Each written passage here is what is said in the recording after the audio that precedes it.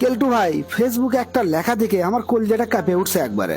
কোষ কিরে, লেখা দেখে কলজা কাঁপে উঠছে? কি লেখা? কখনো ভেবে দেখেছেন একজন জায়নিস্ট বা শিখ দাড়ি রাখলে তাকে ধার্মিক বলা হয়, অথচ একজন মুসলিম দাড়ি রাখলে তাকে বলা হয় মৌলবাদী? একজন খ্রিস্টান মহিলা যদি আপাদমস্তক ঢাকে তাকে পুত পবিত্র মনে করা হয়, অথচ একজন মুসলিম নারী যদি পর্দা করে তাকে জঙ্গি বলা হয়। আব্রাহাম লিঙ্কন যখন তার জাতিকে বাঁচানোর জন্য যুদ্ধের ডাক দিল তখন তাকে মহানায়ক ঘোষণা দেওয়া হলো, অথচ এই একই কাজ যখন কোনো মুসলিম করে তার জাতিকে বাঁচানোর জন্য তাকে বলা হয় সন্ত্রাসী। এর কারণ কি জানিস? জায়নিস্ট, শিখ বা খ্রিস্টানরা ইউনাইটেড, তাদের নিজেদের মধ্যে কোনো ভেদাভেদ নাই।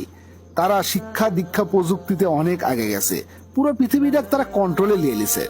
আর আমরা মুসলিমরা শিক্ষা দীক্ষা জ্ঞান বিজ্ঞান প্রযুক্তি সব কিছুতেই পিছিয়ে আছি। এগুলোর তো পিছিয়ে আসি আবার নিজেদের মধ্যে কামড়া কামড়ি করতে করতে নিজেদের এতটা দুর্বল করে রাখছি যে সব জাতি আমাদের উপরে ছড়ি ঘুরে।